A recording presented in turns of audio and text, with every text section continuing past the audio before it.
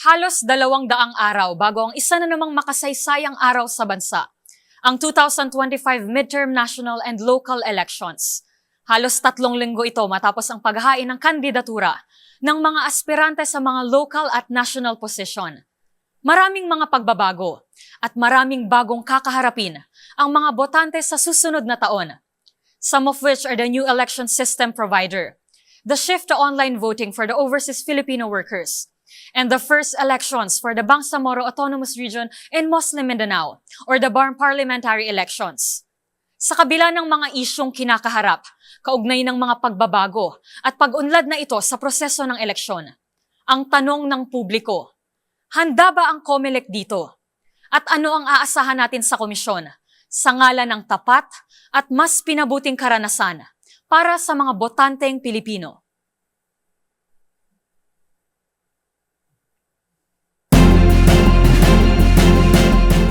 Patungo sa eleksyon 2025, handa na ang buong pwersa ng DZRH at The Manila Times sa paghatid ng makabuluhang talakayan. Live on air and online sa DZRH Radio at mga satellite stations sa buong bansa. DZRH TV mapapanood nationwide. Live din sa DZRH News website at mga social media account ng DZRH. DZRH News Facebook, YouTube at TikTok. Nakatutok sa plano at preparasyon para sa nalalapit na midterm national and local election. Dahil sa eleksyon, dapat handa. Ito ang DZRH and The Manila Times Town Hall preview of the 2025 elections.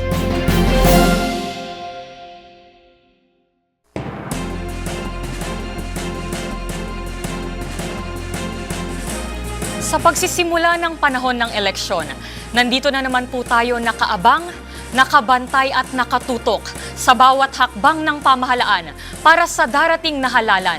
Ako si Rose Babiera mula sa DZRH TV. Alamin natin at kikilatisin ang preparasyon para sa nalalapit na eleksyon. Ako naman si Lito Averia mula sa Manila Times. At ito ang DZRH and the Manila Times Town Hall. Preview of the 2025 elections. Today, in the spirit of transparency, we will hear and discuss the current plans of commissions on elections as we inch closer to the campaign period down to election day. Without leaving any gaps, to join us in the program is the COMELEC chairman himself, Chairman George Garcia. Chairman, good afternoon po. Welcome po sa ating programa. Rose, Sir Lito, sa mga kababayan natin, magandang araw po. We're gonna go straight into it, Chairman. Kamusta po? We are less than 200 days before the election. So where are we now in terms of preparations? Well, yung lahat ng mga timelines natin nasusunod naman ng Commission on Elections. Bagamat alam niyo naman, bawat sulok ng pagpahanda natin, mayroong mga problema, katulad halimbawa nung sa mga decisions ng ating Supreme Court na natitiaro kami, especially when it comes to the candidates. Yung mga may perpetual disqualification to hold public office. Yung technical, operational matters, medyo kontrolado na namin so far ngayon. Nagdadatingan na yung lahat ng mga election paraphernalia na gagamitin natin. Almost 80,000 machines ang meron na ang Commission on Elections at yung mga peripherals niyan ay 100% na nasa Commission on Elections sa warehouse namin. So of course, yung mga darating pa, katulad ng mga testing, international certification, yung mga mock elections, and of course, ang pinaka-importante, yung rollout ng Voters Education and Information Campaign natin. Kasi more than anything else, ang pinaka-importante na nauunawaan ng mga kababayan natin, ano ang proseso ng COMELEC, ano ang sistema na papatupad natin, at paano sila makakatulong upang maging maayos ang ating halalan. Now, it's good to hear na padating na po lahat ng mga materyales na kailangan natin. Ano po yung pinaka-inaabangan natin ngayon na sunod na hakbang? What's next for us after the COC filing? Una muna, maglilinis kami ng list of voters. After kasi ng registration natin mula February 12 up to September 30, hindi naman matatapos dun yon. Dahil syempre, nag-meeting pa, nag-hearing ang mga election registration boards na buong Pilipinas. And therefore, whether din-approve nila or inapprove yung mga application for registration, transfer of registration, in fact, may mga problema pa nga sapagkat may mga na-monitor tayo at yun ang pinapa-imbestigahan natin na na weaponize kasi yung barangay certification ng iilan na kung saan nagamit yan upang tumaas ang bilang ng mga botante, parang bigla na lang nagkaroon ng ginto doon sa area na yon o kaya bigla na lang nakadiskubre ng langis at nagkadamihan ng tao. So medyo yon tinitingnan natin yan at we will be charging individuals dahil dyan. But we will be cleansing the list of voters. Meron kaming tinatawag, alam ni Sir Lito yan, na AFIS, Automated Fingerprint Identification System, na kung saan yung fingerprint ng isang tao ay pwede naming ma-match sa 68 million fingerprints na meron po tayo. Ang estimate projection ng COMELEC more or less mga 68 million voters tayo. Sapagkat, yun na nga, Ma'am Rose, Sir Lito, na-discover natin na meron tayong 5.37 million na mga botanteng deactivated. At gusto naming alamin kung doon sa 5.37 million ay may mga nagpa-reactivate naman. So far kasi, from the period of February to July 15, ang nagpa-reactivate, mga 400,000 pa lang eh. Meaning of the 5.37 million. So sana nadagdagan yon. And of course, naglilinis din kami ng list of candidates. Naglabas kami ng 66 na partial list of candidates natin para sa senador. Sinabi natin partial sapagkat yung 117 of the 183 aspirants for the Senate, sa kasalukuyan humaharap sila sa petition to declare them as nuisance candidates. Ibig sabihin, hindi kaagad namin sila tinanggal. Ngayon ay binigyan namin sila ng due process, ipaliwanag nila sa sarili, sa amin, lalo-lalo na sa sambayanan, bakit hindi sila dapat ideklarang panggulo o ang purpose lang ay lituhin yung mga kababayan natin. And of course, yung pinaka-crucial talaga dyan, yung paghahanda natin sa Bangsamoro parliamentary election. First time kasi yan sa kasaysayan natin. And of course, automated election kasi tayo. Sir, just to summarize, Chairman, we have 68 million voters this 2025 elections. And according to the result of the COC filing, as of now, meron tayong 66 partial senatorial aspirant. Hindi pa natin sila tatawagin candidate. Wag po muna dahil may mga pwede pang mag-file, Sir Yes. Lito, Ma'am Rose, ng mga petitions to cancel or deny due course candidacy. Sa 68 million na yan, naka-factor in na rin dyan na 1.180 million na mga kababayan natin nagparehistro sa ibang bansa, sa abroad. Of course, maaari madagdagan pa yan habang pumapasok yung mga datos sa atin sa kasalukuyan sapagkat subject pa lahat nga yan ng approval. Meron pa mga pumunta sa korte halimbawa. Dito sa ating bansa, nag-file ng mga petition for exclusion. May nag-file ng petition for inclusion. And pinaka-crucial din at dapat naintindihan ng mga kababayan natin, yung tinatawag na Project of Precinct. Sapagkat doon sa Project of Precinct, doon kasi makikita saan ang location ng voting centers ng mga kababayan natin, saan yung area na yan, at at the same time, ilan ba ang botante sa bawat presinto, magka-cluster ba ang COMELEC. So dyan po mas makikita ng mga kababayan natin, lalong-lalo na yung mga political parties at saka mga kandidato. Yes. Sir, you mentioned earlier about the almost millions of deactivated voters. Ano po ba what it takes to be deactivated? Pagka hindi ka kasi nakaboto ng dalawang magkasunod na election, sa batas natin, wala naman choice ang COMELEC. Sa Ayun nga po yung itatanong ko, sir. Opo. It is included in our law na kapag dalawang beses, mawawala na sa lista. Hindi naman actually Hindi Or nawawala. ma-deactivate.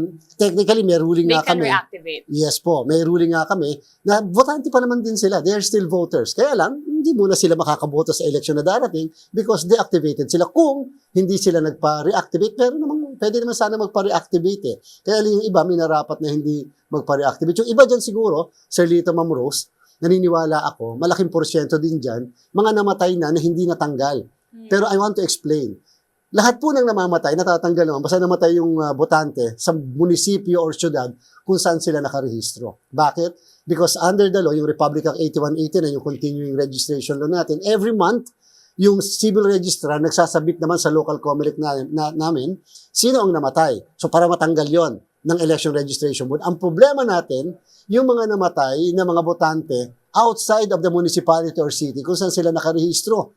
And because we do not, for example, taga Bicol, pumunta sa Manila namatay, you do not expect the civil registrar of Manila to issue a certification address doon sa Bicol. Hindi naman niya alam mo na taga doon halimbawa yung namatay na yan. Kaya yun ang scenario, yun ang problema. Although may solusyon sana kami doon, kaya lang, we have to understand yung mga civil registrars kasi lahat sila ay under ng mga local government units. Nakatulong po ba naman yung yung register anywhere? Almost 50,000 na Sir Lito ang nagpa-avail ng registration anywhere. Alam nyo, kung titingnan po natin, 50,000 is still 50,000. Yes. Mga kababayan natin na hindi nakakauwi sa kanilang mga probinsya, nag-aaral, nagtatrabaho, wala nang pagkapanahon na makapagparehistro. Napakalaking tulong sa nila. Lalo pa, Sir Lito, Ma'am Rose, na yung registration anywhere, dinala natin sa mga mall, dinala natin sa mga far-flung areas, hindi lang satellite. Talagang dinala, kahit nga yung mga sa indigenous peoples natin, meron din kami satellite. Hindi lang satellite registration, kundi registration area. So napakalaking tulong po. Sana nga po, dahil sinimulan na natin to Sir Lito, sana ma-institutionalize na natin, mas ma-enhance pa natin, sapagkat alam nyo, nobody should be left behind. Dapat lahat makakaboto. This is a right, the right of suffrage, guaranteed by no less than the Constitution. Yes. So sir, when are we going to see an official list po of candidates? December 13, at all costs, dapat meron na tayong official list of candidates nationwide. Alam niyo, we have 44,000 candidates. 44,000 yun. 44,000 candidates. We have 156 party list organizations and political parties that submitted their certificates of nomination and acceptance, and therefore we have 5,660 na mga nominees yan sa buong Pilipinas. Kasi ngayon po, minarapat natin, Sir Angel, Ma'am Rose, na gawing 10 ang nominees bawat isang party list organization. Dati kasi 5. Kaya lang, dati kasi natitik advantage yung ilan na kung saan yung 5 nila, pagkatapos manalo ng isang seat, Sir Lito, Ma'am Rose, lahat nagre-resign, lahat may sakit. Lahat may sakit. And so, para naman maiwasan yan, 10 ang pinasabit natin, di magkasakit na yung iba, basta may natitira man lang. Dahil nga, pinatupad natin ngayon, no substitution of candidates, kahit sa national or local elections, except in case of death or disqualification. So sir, before we move forward to concrete plans of the COMELEC moving forward, no, the election next year will be historic. Marami po tayong first time susubukan. May mga new automated election system provider. So there are also new guidelines. So in terms of the COMELEC's objective, ano po yung top priority natin in the 2025 elections? Transparency ba? Voter turnout? Ano po yung top priority natin na objective? Enhanced voting experience. Walang kapalit yung para sa akin. Number 2, of course, is transparency. Yun talaga yung pinapatupad natin sa komisyon. Wala naman dapat itinatago at dapat alam ng sambayanan bakit nagkaganito, ano ang dahilan, etc., etc. We should be able to answer all the questions of our voters. Hindi pa pwedeng walang katanungan, lalo pat controversial, hindi nasasagot ng Commission on Elections. Tama na yung mga nangyayari ng mga nakakaraan na may tanong pero walang tumutugon o kaya walang nagsasalita. Ngayon, regardless whether it is bad or good, we have to tell the truth. Yun naman yung ating instruction sa mga tauhan natin sa komisyon. Yung enhanced voting experience, alam nyo kasi nakakalungkot, ang dami mga kababayan natin nakatatanda. May kapansanan pumipila ng pagkahaba-haba sa bawat presinto, Tito Lito, Sir Lito. Tapos naghahanap ng mga pangalan nila, hindi nila makita. So may mga binago tayo. Like for example, sa pagkakataon ito, Ma'am Rose, Sir Angel, ay meron tayong early voting hours. Na ginawa na namin sa Muntinlupa at sa Kasanaga ng Barangay SK ay napaka-successful. Sinabi namin ang mga nakatatanda at may kapansanan, Sir Lito, alam mo na ibig ko sabihin.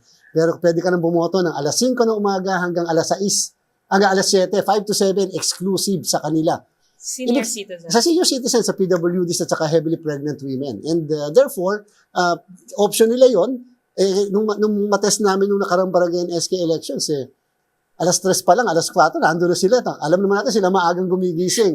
And so, kahit paano hindi mainit, hindi nagsisiksikan, hindi sila natutulak. And sinisigurado natin kahit 5 o'clock to 7 sila, sa ground floors, lahat ng mga buildings, sila boboto. Walang pagkakataon na gusto na sila boboto sa second floor o third floor. Unless sila mismo may gustong mag-exercise papuntang second floor or third floor. So, yan, kahit paano, hopefully, habang naghihintay tayo ng early voting law, hopefully ay maipatupad natin nationwide. Kasama na rin ang mall voting na. Nationwide na rin, hindi lang pilot. Mall voting. So far, mga 161 malls ang baka magpa-participate sa atin.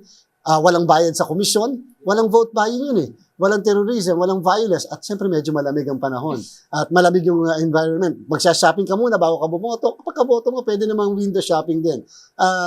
Ginagawa natin yan upang kahit paano, magbago naman yung lagi natin nakasanayan na yung napakaliit na classroom na pang elementary school students ay ginagamit natin. Nagsisiksikan ginagamit nating upuan, yung mga upuan na kahoy ng mga bata, na hindi naman pamatanda. So, sana kahit paano, itong mga pagsisimula ng mga ganitong klaseng pagbabago, ay mas dumami pa sa mga susunod na electoral exercises natin.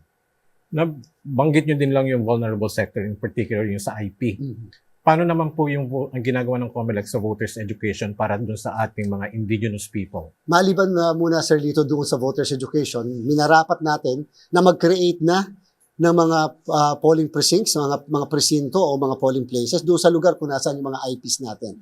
Ako na masyado po nagdurugo ang puso ko, pumupunta tayo sa pinakamalalayong lugar ko tulad sa Bukidnon, kahit dyan sa may bandang Pampanga, kahit dyan sa may bandang Mindanao, kung saan nandyan yung mga kababayan natin, mga kapatid nating IPs. Isipin nyo naman po, 3 oras na maglalakad, makaboto lang. Tapos 3 oras muling babalik para lang pagkatapos bumoto. 6 hours po yun eh. Paano makakaboto ang nakatatanda? So, dinala po namin, Sir Lito, Ma'am Rose, yung mismong registration sa kanila na hindi na sila ang bababa pa sa kapatagan. Isipin nyo po, 80 years of age, first time magpaparehistro. Talaga namang tutulo ang luha mo kapag gano'n. Sapagkat tayo, easily nakakaboto tayo, pero sila, paano sila? At tama kayo, Sir Lito, nung minsan pumunta po tayo sa Mabalacat, Pampanga, yung mga AITA communities natin, nandun sila. Takot sila, ayaw nila lumapit sa machine. Tapos nung binigyan namin sila ng sample ballot, siyempre ang inyong lingkod ay lumalapit sa kanila, hindi po nila kung saan sila magse-shade. Sineshade nila yung pangalan ng mga kandidato at hindi natin sila mabe-blame. Ibig sabihin, ever since hindi natin sila na-train o hindi natin sila na-educate, so talagang dapat na ituro natin, wag po kayo matakot, ito po yung gagawin lang natin. Alam niyo po, tuwan-tuwa sila na ganito lang pala naman po, madali po. Tapos nung papalapit sila sa machine, ayaw nilang lumapit.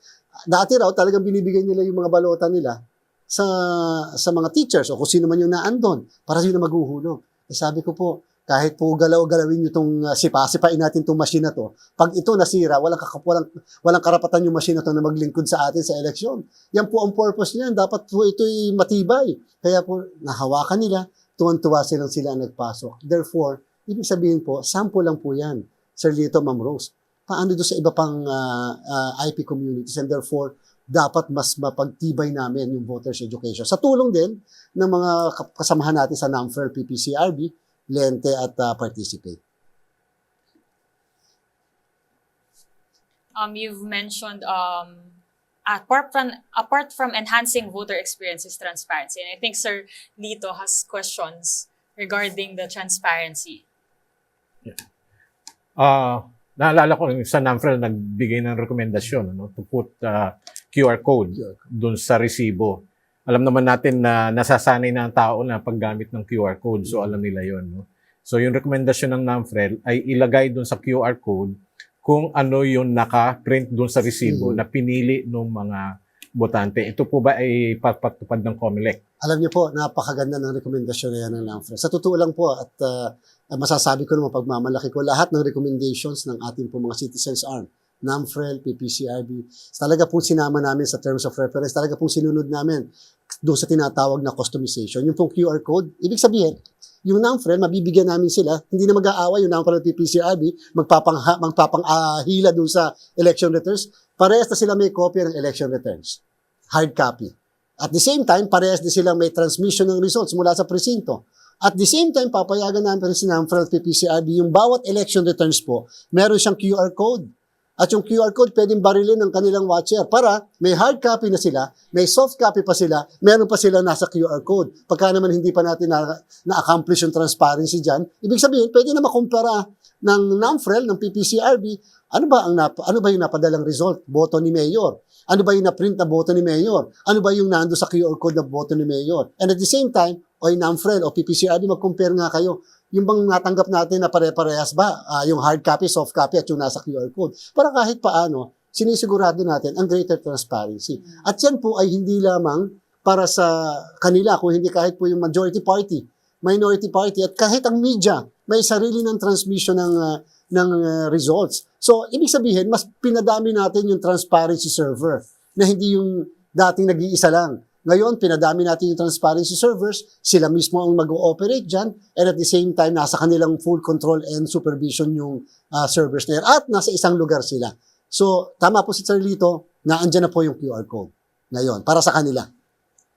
At paano naman po yung issue nitong 2022 elections tungkol naman doon sa transmission, yung IP address na hanggang sa ngayon ay pinag-uusapan? Alam niyo, Sir Lito, hindi na dapat maulit yung ganyan. Hindi ko sinasabing mali ang mga nangyari noong nakaraan. Alam niyo, we always have to improve. Habang yung mga nakaraan ay dapat gamitin natin basihan kung paano natin i-improve yung ngayon at yung susunod natin na pagtatanghal ng halalan. Ako po, ang gagawin natin ngayon, ang ating desisyon, lahat ng transmission logs, lahat ng hash codes, lahat ng dapat ilalabas natin after the election. We will publish in the COMELEC website. Hindi na dapat hinihingi pa yan sa komisyon. Dapat nilalabas natin. Ngayon nga po, first time, nilalabas namin ng COC. Certificates of Candidacy, Certificates of Nomination, first time. Ngayon nga po, ipapublish namin ang lahat ng CONA. At lahat ng SOSE ng mga kandidato, meaning Statement of Contribution and Expenditure, para malaman natin saan ang galing ang pera, paano ginastos, may natira ba, nagbayad ba ng tax yung mismong kandidato at political party. At the same time, yung mga sinasabi ni Sir Lito, yung mga IP address IP addresses ng lahat ng mga machines at kahit na yung mga logs, lahat na yan dapat ilabas natin sa public. Para naman ma-scrutinize, talaga ba dyan ang galing sa presintong yan? Anong oras ba talaga naipadala? Naipadala ng gantong oras? Ano bang oras na receive sa mga servers? Para makikita natin, para sila mismo magkumpara din yung mga nakakatanggap ng transmission kung talagang yun ang oras na natatanggap nila. Baka naman ang may pinanggalingang iba. Yung laging issue dati na may man on the middle. Para mawala po yung duda. Pinaka-importante yung because in an election, very crucial, is that the people are trusting the process. Once po nagkaroon ng issue lang, kahit na duda lang, yung buong proseso pinagdududahan na rin. Only one of the things na gusto rin talaga na makita ng mga botante. Kasi may mga ilang botante na hindi nila alam na karapatan nilang makita yung mga bagay na yan, na karapatan nilang with the whole process. And we'd love to see that in the next elections. You mentioned earlier about the recommendations na tinatanggap ng COMELEC. With the COC filing being publicized, marami pong mga taong bayan yung may mga ilang bagay na napupunan nila, even lawmakers with our current election laws. Isa na dyan yung qualification of candidates. And you already talked about this. Nothing was changed in the filing of candidacy kasi nag-aantay pa yung COMELEC sa pag-aamyenda ng mga existing laws natin. And COMELEC being the one who nagpapaano ng mga batas, hindi natin pwedeng i-override kung ano na yung existing laws. But you mentioned that there were recommendations insofar as the qualifications for candidates is concerned. You've mentioned about the additional documents and verification, yung mga na-identify na po ba to? I am talking about the cases of Alice Guo and Quiboloy being in the list of the aspirants. Ma'am Rose, napakahirap sa isang katulad ng Commission on Elections na nakapagpatupad ng batas kung ang pinapatupad ng batas Jurassic. Yes. Antiquated. 1985 ba naman? December 5, 1985. Meron ka ng 1987 Constitution, 1985 pa rin. Any attempt on the part of COMELEC to even change a particular provision of the law will be questioned simply because that may be unconstitutional or usurpation of legislative prerogative. Pero we are trying to do our best. Kahit na paano, di mag-question sila para lang masubukan. For example, yung no substitution wala naman talaga nakalagay. Pero we tried because it's our duty. Meron naman kami tinatawag na rule-making power. Pero yung pagdadagdag kasi sa qualification, medyo problematic yan kasi nasa Constitution yan. Spread sa Article 6 sa Legislative Department, Section 3, Article 7, Section 2, Article 10, Section 3 ng 1987 Constitution on local government, on the Executive Department. Wala ka magagawa talaga. Mas mahirap pumasok maging teacher at maging police kaysa maging elected official. Age, citizenship, residency, registration as a voter, literacy, yan yung basic qualification. Wala naman sinabing graduate ka dapat ng college o walang sinabing dapat super mayaman ka para maging kandidato ka. Yun lang ang qualification. In fact, there was one attempt before of COMELEC na mag-require sa Lito ng drug certification. Yun nga yung sabi, at nagiging mas controversial to ngayon, di ba? Mag-drug certification, i-attach sa COC. Nagkaroon na Supreme Court decision Social Justice Society versus Dangerous Drugs Board at Aquilino Q. Pimentel Jr. versus the Commission on Elections. Sabi ng Supreme Court, unconstitutional. The COMELEC cannot do that because the COMELEC cannot add qualification when there is none in the Constitution or in the existing law. Katulad din po sa pagtanggap ng COC, nangyari sa Bamban. Siyempre sinisi ang COMELEC initially. Bakit daw kami tanggap ng tanggap? Pero siyempre po, Katulad ng paulit-ulit kong sinasabi, kaysa ho ng matangkad ka, mapanda ka, singkit, malaki yung mata, maputi, o maitim, o kaya naman ikaw si Bathala, naniniwala ka sa bituin o mga buwan sa posisyon, o kaya naniniwala ka sa duwende, tatanggapin namin ang inyong certificates of candidacy because sabi ng Supreme Court sa kaso ng Serafica versus Comelec, ang duty ng Comelec ay purely ministerial. Wala kaming diskresyon. Later lang papasok ang diskresyon namin. And therefore, in relation to the personality that you mentioned, tinanggap namin ang kanyang COC. Nung una nga, tinanggap muna namin ang kanyang application for to be a registered voter April 2021. Nobody questioned, nobody petitioned, nobody opposed. Siyempre, approved. In October 2021, nag-file ng certificate of candidacy for mayor. Walang nag-question, walang nag-oppose, walang nag-petition. Therefore, nakatakbo, nanalo, na-proclaim. Tapos saka natin nalaman na maaari may question sa issue ng citizenship. Wala kasi nag-question. Sabi kasi ng batas, there must be a registered voter that must question the qualification of the candidate o yung misrepresentation niya. The COMELEC, I will repeat, the COMELEC will not cannot motu proprio initiate a petition when it comes to age, citizenship, residency, registration as a voter, and literacy. Sabi ng batas, dapat may isang registered voter. Ang pwede lang po kami, Sir Lito, Ma'am Rose, na magmoto proprio ay yung issue ng nuisance. Pag-uusapan na yung mga panggulo, pwede kami magmoto proprio kahit walang mag-file na petition. Pero yung ibang requirements, there should be somebody that should file. Yun nga po yung reason kung bakit naghihintay tayo ng batas, padagdagan man lang kahit birth certificate yung ipafile sa COC, yung na-attach, wala naman pong batas na nadadagdag, kaya ang ginawa ng COMELEC, i-publish na lang natin ang COC. Total, hindi naman nila maki-question yung issue ng, mareraise yung issue ng data privacy. Bakit? Kasi may nakalagay na dun sa COC, wine-waive nila yung issue ng data privacy. So ilalabas namin ng COC by next week ng lahat ng 44,000 candidates. So that itong mga botante natin, yung mga constituents, tingnan nyo po, sino ba siya? Anong pinanggalingan niya? Saan ba siya nakatira? Ilang taon na ba siya? Citizen ba siya o hindi? Para po may mag-question. Kasi otherwise, pwede naman sabihin ng sambayanan, hindi na namin nakikita yung COC. Ngayon, wala na sila masasabi dahil ilalabas namin ng mga certificates of candidacy. Pero hindi po ba, citizenship, hindi ba pwedeng supportahan yan ng birth certificate pag nag-file sila? Dapat, hindi naman nagdadagdag ng qualification, yung proof lang. Dapat, Sir Lito, may batas. Kasi po nakalagay sa Section 74 ng Omnibus Election Code. Yun nga po, antiquated law Section 74 na pinapatupad namin, mag-fill up lang ng form. Ito lang, basta i-accomplish lang yung form na yan back to back at pagkatapos yun lang isasubmit. Basta notaryado, pirmado, at pagkatapos meron siyang documentary stamp, tatanggapin na namin. Hindi po rin, yung nga pong platform, may nakalagay sa batas may pwede magkaroon ng platform government, pero optional. Pwede maglagay ng resume, pero optional. Yun lang po ang pwede ilagay ng isang kandidato at hindi pwede mag-require ang COMELEC ng dagdag na dokumento. Sana nga po, maisip naman na magkaroon ng pagbabago sa ating pong batas. Kasi napakahirap po talaga. You want to be proactive, but how can you do that kung limitado ka nung pinapatupad mo na batas?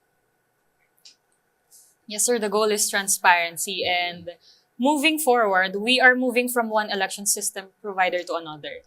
And marami po tayong naging discussion, talakayan itong mga nakaraang buwan simula noong January 2024 that we are choosing na lumihis sa dati nating provider because gusto nating talikuran yung mga bribery issues and fraud and then choose a new election system provider. There are issues with our new election system provider and one of the issues dahil nagamit na nga po ito sa ibang mga bansa, one of which is Iraq and who also used the same provider. And one of the issues that they've tackled there is how much their government have ignored the issues on warnings about the system provider. We are talking in all these issues that came before us, di ba? I'm just gonna ask, how are we treating that? Di ba, sabi nga po nila, we learn from the past.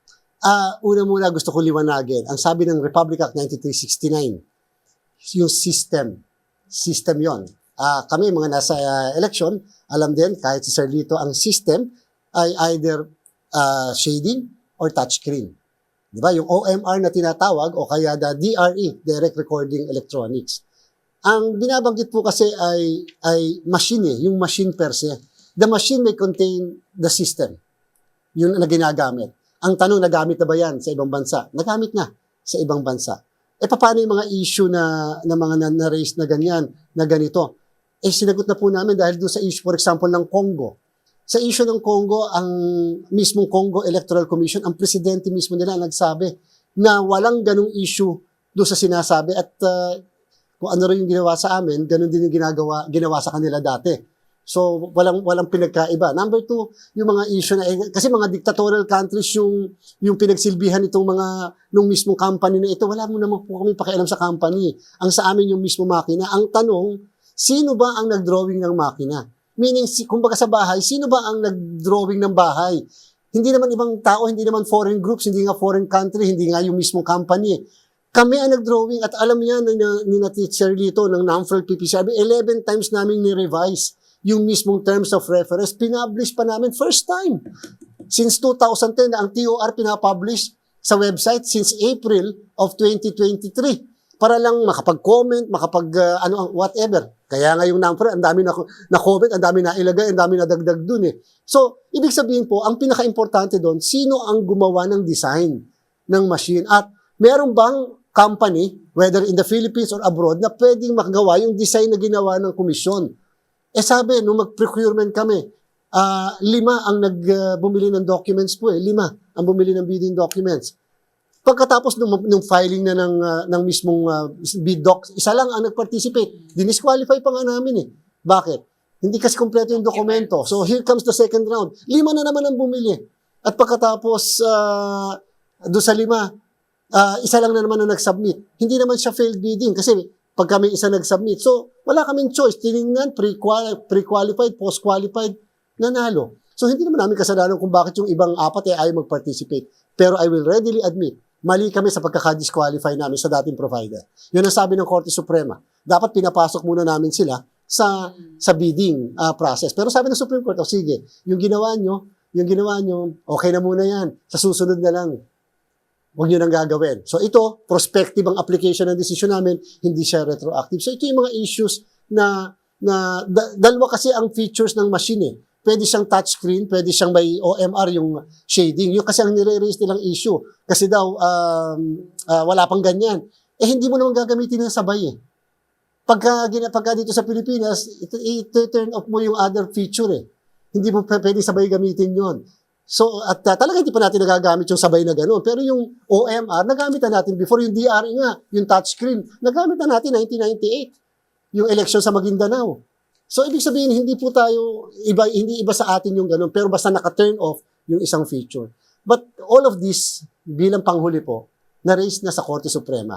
Mayroong pending issue ngayon doon sa Supreme Court at natutuwa po tayo sa ating pong kataas-taasang hukuman. Nagpapasalamat din tayo. Hindi po kami nirestrain.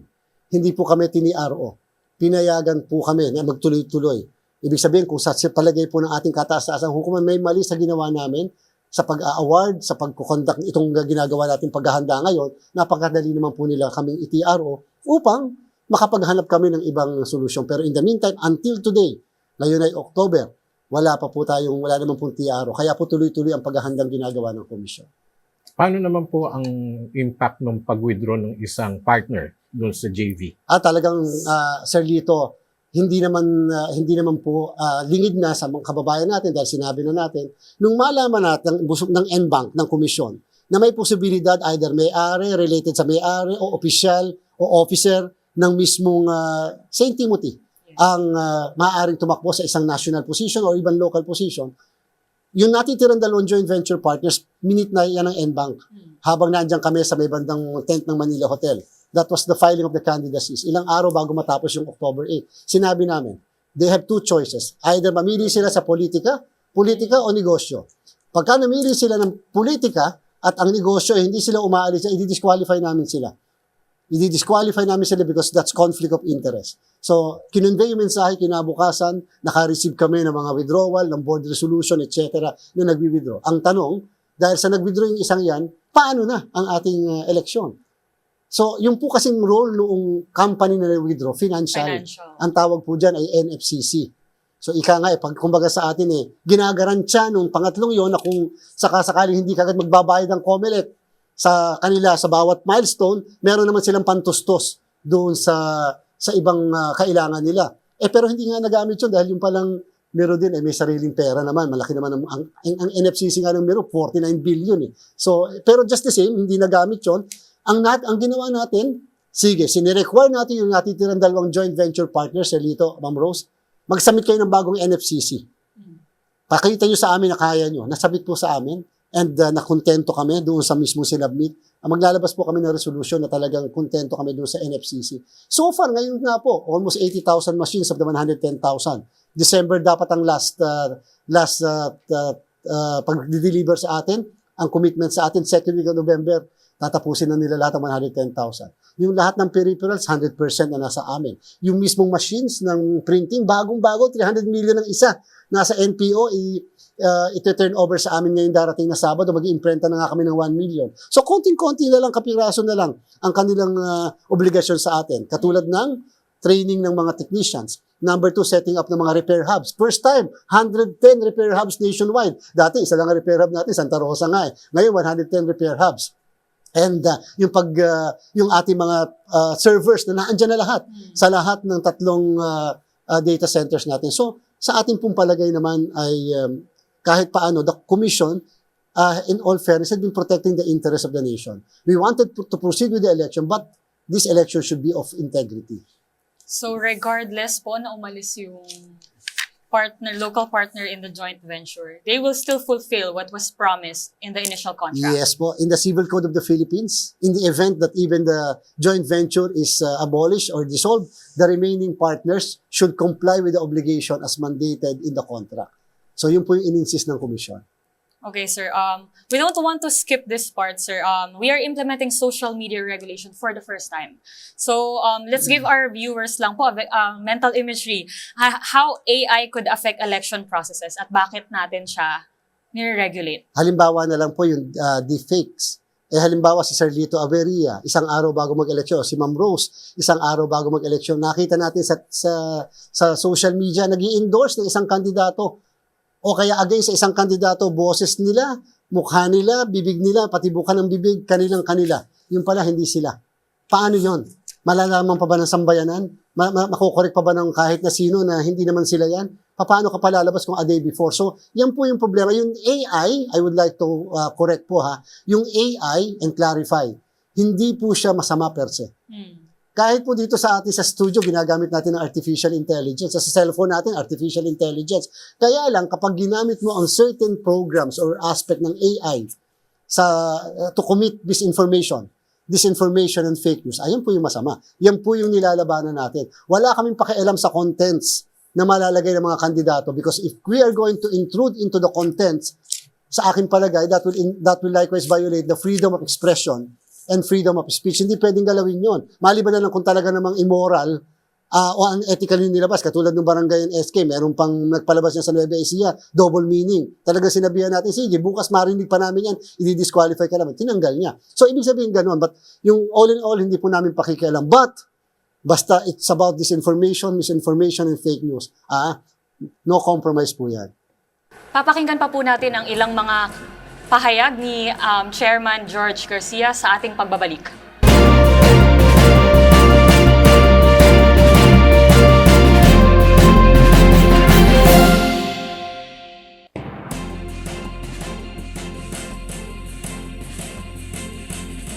So we're back. We're still with Chairman Garcia to discuss a couple more of issues regarding the elections.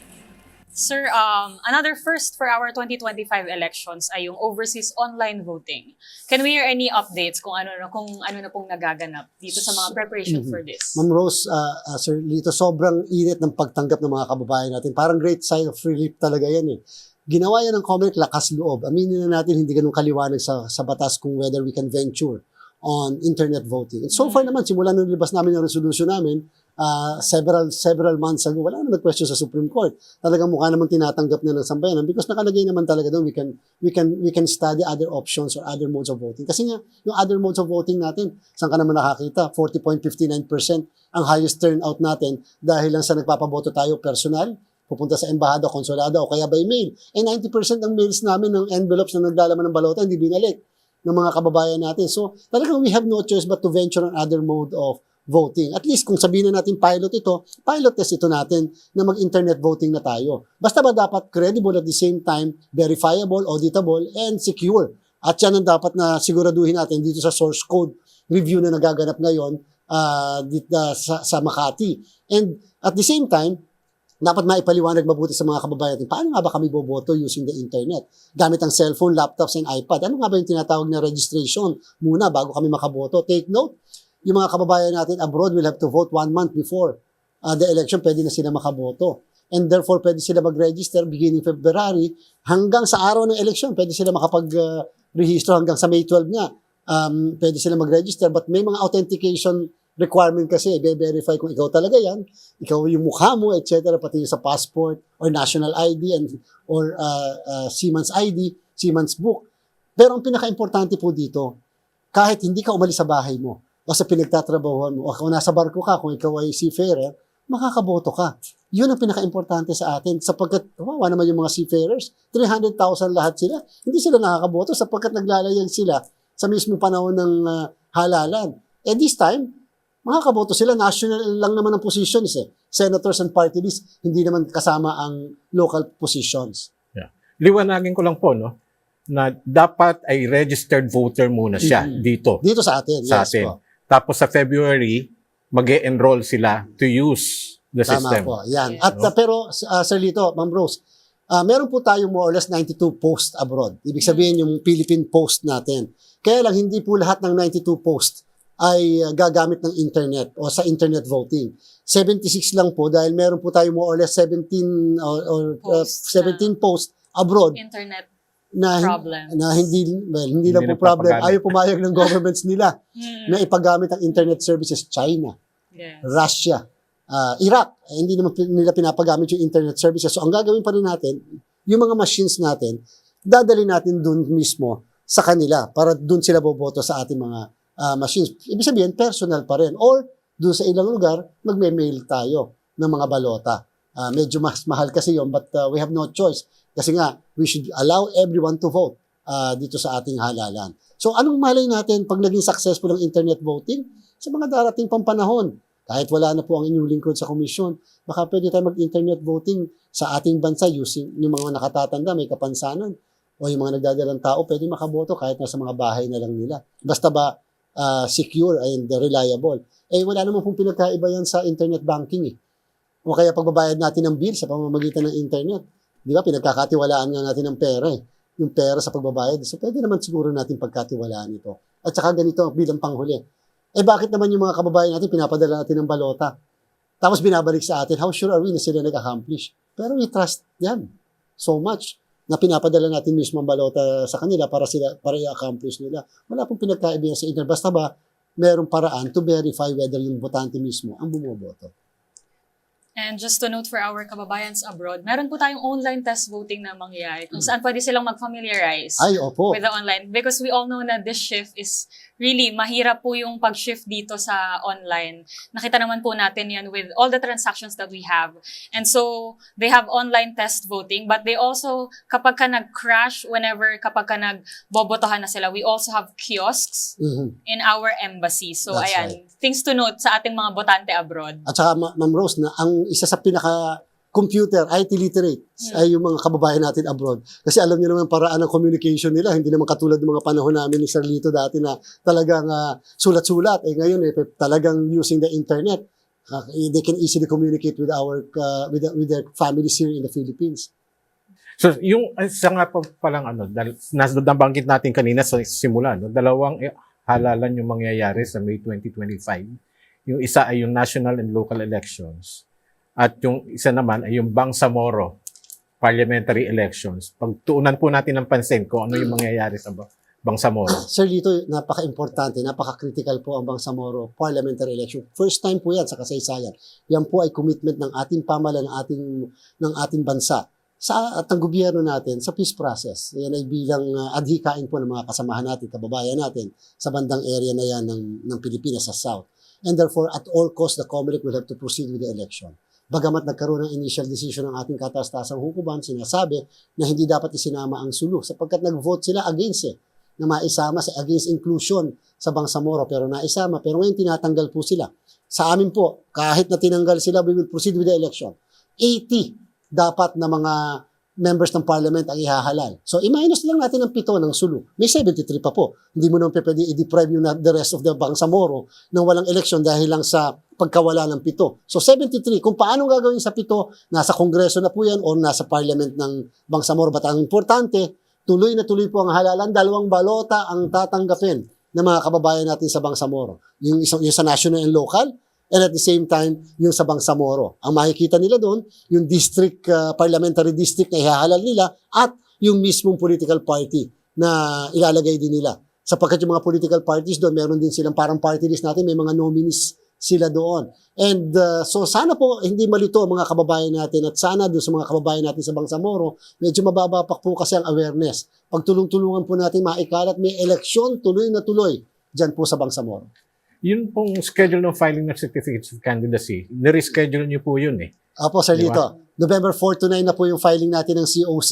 At mas minarapat po natin na medyo i-delay sila ng konti para naman may proper transition yung dyan sa Bangsamoro. Kasi nga po, nagulat biglang tinanggal mo yung Sulu. So, November 4 to 9 po, yung filing ng certificates of candidacy at sa ating po mga kababayan sa Bangsamoro. At ilan naman po yung accredited political parties? Sa ngayon po, siyam pa lang of the 16 sapagkat yung iba po ay dinismiss namin dahil sa kulang-kulang sa dokumento. Pero pag nakumpleto naman po ang dokumento, Sir Lito, ay papayagan naman po natin. Gusto nga natin mas madami mag-participate sapagkat isa lang ang ibig sabihin yung vibrancy of our democracy at madaming gusto maglingkod, lalo na po sa Bangsamoro. Ang rule kasi doon, Ma'am Rose, Sir Lito, kung sino makakuha ng 4%, halimbawa, halimbawa, nag-accredit kami ng 10 na mga political parties, ang iboboto ng tao doon, yung political party. So, kung halimbawa yung isang political party siya lang nakakuha ng 4%, wala nang iba nakakuha ng 4%. At 4% of what? 4% of the voters who voted in the election ng Bangsamoro. Nakakuha isa lang. Yung lahat ng 40 seats, ng 73 seats, ay mabibigay lahat sa partido na yon. Kung dalawa sila nakakuha ng 4%, hahatiin nila yung proportionately, yung mismong 40 na seats. So, yung po ang pinagkaawayan doon, pinagtatalunan talaga doon, yung 40 seats na yon na naka-reserve para sa mga political party. So yes, thank you so much, Chairman. As we wrap up this interview, we've asked the masses. Syempre po, lahat naman po ng preparasyon na to, lalo na yung resulta ng magiging eleksyon, ang taong bayan yung pinaka-maaapektuhan yan. So we asked them, tinanong natin kung ano yung mga problema na nararanasan nila noong mga nakaraang eleksyon at ilang mga pagbabago na nais nilang makita sa susunod na halalan with the hopes for the response and solution from the COMELEC. May mga practical po itong bagay na gusto nilang marinig galing mismo sa inyo na kanilang dinadaing. Let's watch this, Chairman.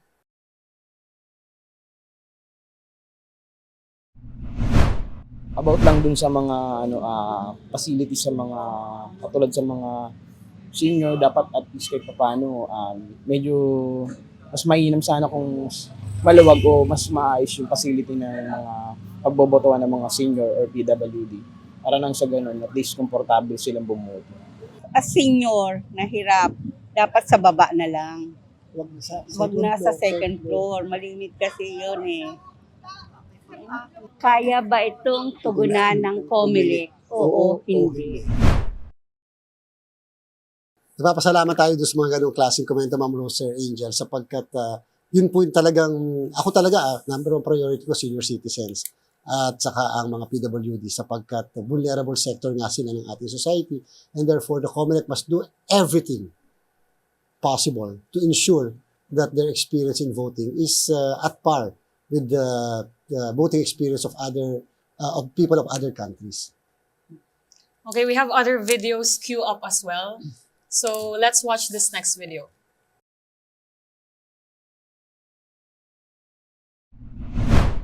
Bawasan yung mga, hindi ko alam tawag doon, poll watchers, yung mga nag-a-assist. Dagdag sila sa nakakagulo. Imbis na may proseso na kasi sa labas pa lang ng school, meron ng parang guide, may direction na paano yung mga steps at pupunta. Bawasan yung mga taong nagmamando.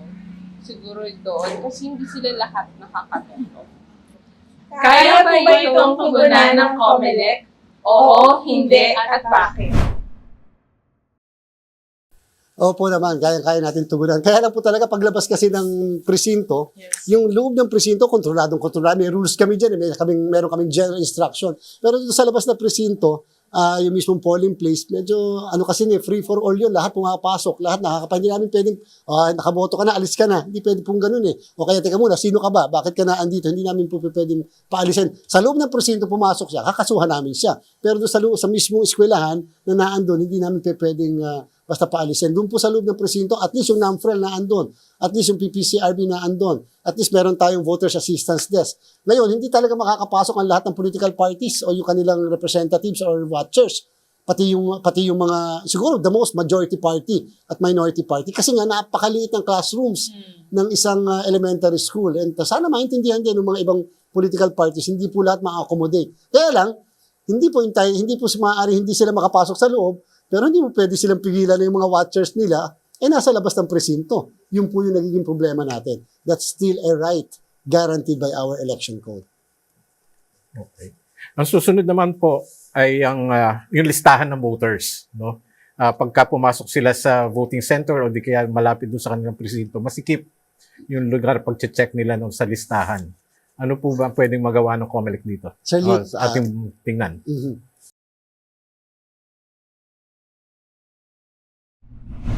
Hindi masyadong masikip para maaliwalas naman, di ba? Hindi kasi dikit-dikit eh. Saka hanapin mo pa yung present number mo kung nasan yung presinto mo, di ba? Masyadong masikip kaya yung mabagal. Hindi katulad na maluwag ka, mabagal kang makaboto. Kaya bang tugunan ng COMELEC itong problema? Oo, hindi. Naku tatay, meron na po kami solusyon doon, sir, dito sa naging concern ni tatay sapagkat tama po yan eh. Kasi una, nandun lagi sa isang lugar kung saan nagkakumpulan ng tao at nahihirapan silang hanapin kasi maliliit. Ngayon po lalagyan na namin ng pictures ng lahat ng botante. First time din po yan sa ating halalan. Lahat ng botante nasa labas, yung PCBL na tinatawag, may pictures na po sila, colored pa. Kasi na-experience po namin sa plebisito, nag-test po kami, mas hinahanap yung picture kaysa yung pangalan muna. Ako to, sa akin to. So, ilalagay na po natin. Basta ang sabi sa amin ng National Privacy Commission, siguraduhin lang na protektado at ang datos ng mga kababayan natin. At yun na nga, gagawa kami ng mga mekanismo para hindi naman yan mababalahura o mawawalang hiya yung data ng ating mga kababayan. So, yun po, malaking tulong yan sa aking palagay. At malagay man lang sa mga lugar na easily hindi masyadong mataas o kaya naman hindi masyadong kumpulan ang tao para maging maaliwalas naman yung paghahanap nila ng mga pangalan. And that's all for the discussion of the preparations of the Commission on Elections sa darating na 2025 elections. Thank you so much po, Chairman Garcia. Maraming salamat po sa inyong oras. And that has been Commission on Elections Chairman George Garcia.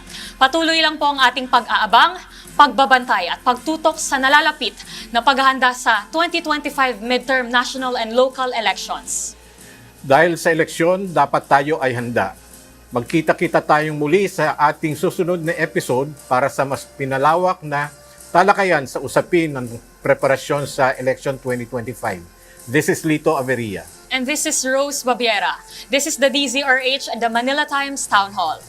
Preview of the 2025 elections.